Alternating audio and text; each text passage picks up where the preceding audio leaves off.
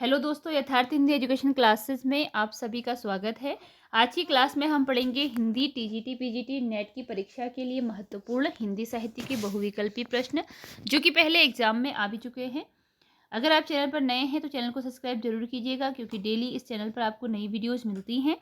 तो देखते हैं पहला प्रश्न। आज का जो पहला प्रश्न है वह है, निम्नलिखित में से कृति कालक्रम की दृष्टि से कौन सा सही है। कृति का मतलब जो रचनाएं हैं उसकी कालक्रम की दृष्टि से कौन सा सही है। इसके लिए राइट आंसर है ऑप्शन सी, गीतिका, कुकुरमुत्ता, बेला और अर्चना। ये सारी रचनाएं हैं निराला जी की। तो कालक्रम की दृष्टि से सही रचनाएं हैं पहले गीतिका, कुकुरमुत्ता, बेला और अर्चना। अगला क्वेश्चन है, रामकथा पर आधारित काव्य कौन सा है। ये कुछ रचनाओं का नाम दिए गए हैं और बताना है इनमें से कौन सी रचना है जो कि रामकथा पर आधारित है। इसके लिए राइट आंसर है ऑप्शन सी, भूमिजा। जो भूमिजा रचना है यह राम कथा पर आधारित रचना है। अगला प्रश्न है, निम्नलिखित काव्य ग्रंथों को उनके कवियों के साथ सुमेलित कीजिए। ये काव्य ग्रंथ उनके कवियों के साथ सुमेलित करने हैं। राइट आंसर है इसमें ऑप्शन सी, आत्मजयी कुंवर नारायण की रचना है, धरती त्रिलोचन की रचना है, आंगन के पार द्वार यह रचना है अज्ञेय जी की, और धूप के धान यह रचना है गिरिजा कुमार माथुर की। अगला प्रश्न है, निम्नलिखित काव्य पंक्तियों को उनके रचनाकारों के साथ सुमेलित कीजिए। यह काव्य पंक्तियां उनके रचनाकारों के साथ सुमेलित करनी है। पहला है इसमें, ये उपमान मैले हो गए हैं। ये उपमान मैले हो गए हैं, तो इसके लिए राइट आंसर अज्ञेय है। अज्ञेय की यह पंक्तियां हैं। दूसरा है, हम राज्य लिए मरते हैं। यह पंक्ति बिहारी जी की हैं। यह पंक्ति है मैथिली शरण गुप्त जी की। हम राज्य लिए मरते हैं यह पंक्ति है मैथिली शरण गुप्त जी की। और बतरस लालच लाल की यह पंक्ति है बिहारी की। अगला है, भक्ति ही ज्ञान ही नहीं कछु भेदा, यह पंक्ति है तुलसीदास जी की। तो यह उपमान मैले हो गई रचना, यह पंक्ति अज्ञेय जी की है। हम राज्य लिए मरते हैं यह पंक्ति मैथिली शरण गुप्त की है।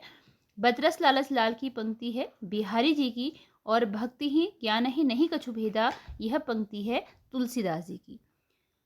अगला जो प्रश्न है वह है, निम्नलिखित ग्रंथों को उनके काव्य रूपों के साथ सुमेलित कीजिए। यह जो ग्रंथ हैं इनको इनका काव्य रूप बताना है कि किस प्रकार के यह काव्य रूप हैं, इनके साथ सुमेलित करना है। इसके लिए राइट आंसर है ऑप्शन सी, पंचवटी। यह खंड काव्य विधा की रचना है। प्रिय प्रवास यह महाकाव्य है। एक कंठ विस्पाई यह काव्य नाटक है। और शिवा बावनी यह जो है मुक्तक रचना है। पंचवटी खंड काव्य है, प्रिय प्रवास महाकाव्य है, एक कंठ विस्पाई काव्य नाटक है और शिवा बावनी यह मुक्तक रचना है। अगला प्रश्न है, निम्नलिखित कविताओं का सही अनुक्रम क्या है। कविताएं दी गई हैं, इनका सही अनुक्रम बताना है कि किस प्रकार इनका सही अनुक्रम है। इसका राइट आंसर ऑप्शन ए है, मुक्ति प्रसंग, संसद से सड़क तक, अपनी केवलधार, आवाज भी की भी जगह है। अगला क्वेश्चन है, निम्नलिखित काव्य पंक्तियों को उनके कवियों के साथ सुमेलित कीजिए। ये काव्य पंक्तियां उनके कवियों के साथ सुमेलित करनी है।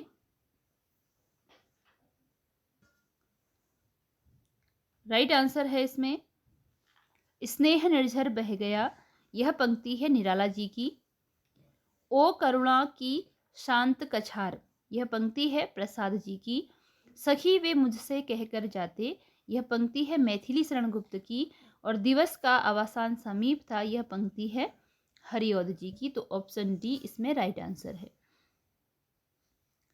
अगला प्रश्न है, निम्नलिखित कृतियों का सही अनुक्रम कौन सा है। जो यह रचनाएं हैं इनका सही कालक्रम बताना है कौन सा है।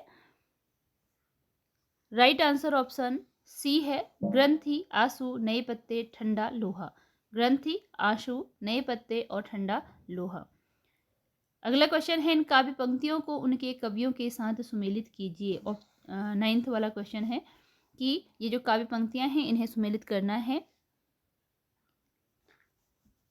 एक पेट पीठ दोनों मिलकर एक, यह पंक्ति है। यह पंक्ति लिखी है निराला जी ने। पेट पीठ दोनों मिलकर एक, यह पंक्ति लिखी है निराला ने। सांप तुम सभ्य तो हुए नहीं, यह पंक्ति है अज्ञेय जी की। एक आदमी रोटी बेलता है, यह पंक्ति है धूमिल की। स्वानों को मिलता दूध भात, बच्चे भूखे बालक अकुलाते हैं, यह पंक्ति है रामधारी सिंह दिनकर की। तो पेट पीठ दोनों मिलकर एक, यह पंक्ति है निराला की। सांप तुम सभ्य तो नहीं हुए, यह अज्ञेय की पंक्ति है। एक आदमी रोटी बेलता धूमिल की, और स्वानों को मिलता दूध वत्स दिनकर की पंक्ति है। तो इसमें राइट आंसर है ऑप्शन सी। अगला प्रश्न है, निम्नलिखित कविताओं को उनके कवियों के साथ सुमेलित कीजिए। जो कविताएं हैं इनको इनके कवियों के साथ सुमेलित करना है।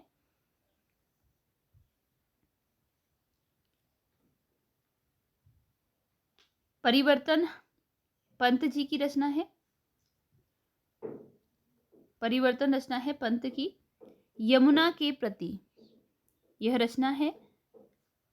यमुना के प्रति जो रचना है यह है निराला जी की रचना, यमुना के प्रति। पेसोला की प्रतिध्वनि, ये कविता लिखी है प्रसाद जी ने। और सोन मछली, यह जो कविता है यह लिखी गई है अज्ञेय जी के द्वारा। अगला प्रश्न है, प्रसाद कृत प्रलय की छाया की विषय वस्तु के केंद्र में है। प्रसाद कृत प्रलय की छाया की विषय वस्तु के केंद्र में है, यानी कि किस विषय पर इन्होंने लिखा है। राइट आंसर है ऑप्शन डी, रानी कमलावती का पश्चाताप। जो प्रसाद की रचना है प्रलय की छाया, इसमें रानी पद्मावती के पश्चाताप का वर्णन है। अगला क्वेश्चन है, निम्नलिखित पंक्तियों को उनके रचनाकारों के साथ सुमेलित कीजिए। यह पंक्तियां हैं, इनको इनके रचनाकारों के साथ सुमेलित करना है। तो इसमें पहली पंक्ति है, सजनी मधुर निजत्व दे कैसे मिलूं अभिमानी मैं। सजनी मधुर निजत्व दे कैसे मिलूं अभिमानी मैं। तो इसके लिए राइट आंसर है महादेवी वर्मा की यह पंक्ति है। प्रिय के हाथ लगाए जागी, ऐसी में सो गई अभागी। इसके लिए राइट आंसर है ऑप्शन 3, सूर्यकांत त्रिपाठी निराला की यह पंक्ति है। तू अब तक सोई है आली, आंखों में भरे विहाग री। इसके लिए राइट आंसर है पहला वाला, जयशंकर प्रसाद की है यह पंक्ति। कहो तुम रूपसी कौन, व्योम से उतर रही चुपचाप। इसके लिए है राइट आंसर ऑप्शन 2, सुमित्रा नंदन पंत की यह पंक्ति है। तो सजनी मधुर निजत्व दे, यह पंक्ति है महादेवी वर्मा की। प्रिय के हाथ लगाए जागी, यह पंक्ति है सूर्यकांत त्रिपाठी निराला की। तू अब तक सोई है आली, आंखों में भरे बिहागरी, यह पंक्ति लिखी है जयशंकर प्रसाद ने। और कहो तुम रूपसी कौन, व्योम से उतर रही चुपचाप, यह पंक्ति लिखी है सुमित्रा नंदन पंत ने। अगला क्वेश्चन है, निम्नलिखित पंक्तियों को उनके लेखकों के साथ सुमेलित कीजिए। इन पंक्तियों को उनके लेखकों के साथ सुमेलित करना है। पहला है, अब अभिव्यक्ति के सारे खतरे उठाने ही होंगे। अब अभिव्यक्ति के सारे खतरे उठाने ही होंगे, इसका राइट आंसर है। अगला है कि अब इसमें है, देखिए आंसर, अब अभिव्यक्ति के सारे खतरे उठाने ही होंगे, यह पंक्ति है मुक्तिबोध की। यह पंक्ति है मुक्तिबोध की। अब अभिव्यक्ति के सारे खतरे उठाने ही होंगे। सबने भी अलग अलग संगीत सुना, यह पंक्ति है अज्ञेय जी की। नयन में जिसके जलद वह त्रषित चातक हूँ, यह पंक्ति लिखी है महादेवी वर्मा ने। और अशनि पात से शायित उन्नत शत शत वीर, यह पंक्ति लिखी गई है निराला जी के द्वारा। अब अभिव्यक्ति के सारे खतरे उठाने होंगे मुक्ति बोध। सब ने भी अलग अलग संगीत सुना अज्ञेय, नयन में जिसके जलद वह त्रिषित चातक हूँ महादेवी वर्मा, अशनि पात से शायित उन्नत शत शत वीर, यह पंक्ति है निराला जी की। अगला प्रश्न है, कालक्रम की दृष्टि से अज्ञेय के निम्नलिखित काव्य संग्रहों का सही अनुक्रम बताइए। कालक्रम की दृष्टि से सही अनुक्रम बताना है। अज्ञेय जी की ये रचनाएं हैं, तो राइट आंसर इसमें ऑप्शन डी है। पहले इत्यलम, फिर हरी घास पर, क्षण भर, कितनी नावों में कितनी बार, और सागर मुद्रा। अब देखिए इनकी एक रचना है कितनी नावों में कितनी बार, इसके लिए इनको ज्ञानपीठ पुरस्कार मिला है। ठीक है, कितनी नावों में कितनी बार। कभी कभी इस प्रकार क्वेश्चन पूछ लिया जाता है कि अज्ञेय जी को किस रचना पर ज्ञानपीठ पुरस्कार मिला, तो उसका आंसर है कितनी नावों पर कितनी बार। अगर आप इसे याद करना चाहते हैं तो इस प्रकार याद कर सकते हैं, कितनी नावों पर कितनी बार बैठकर ही हमको ज्ञान मिलता है। यानी कि अज्ञेय जी को कितनी नावों पर कितनी बार बैठे तो ज़्यादा जब काम होते हैं तो उससे क्या होता है, ज्ञान मिलता है बार बार। तो कितनी नावों में कितनी बार वो बैठे तो उनको ज्ञान मिला, अर्थात कि ज्ञानपीठ पुरस्कार इस रचना पर उनको मिला है। अगला है, निम्नलिखित काव्य ग्रंथों को उनके रचनाकारों के साथ सुमेलित कीजिए। इन काव्य ग्रंथों को उनके रचनाकारों के साथ सुमेलित करना है। इसमें राइट आंसर ऑप्शन बी है सतरंगिनी, यह बच्चन जी की रचना है। सतरंगे पंखों वाली, यह रचना है नागार्जुन की।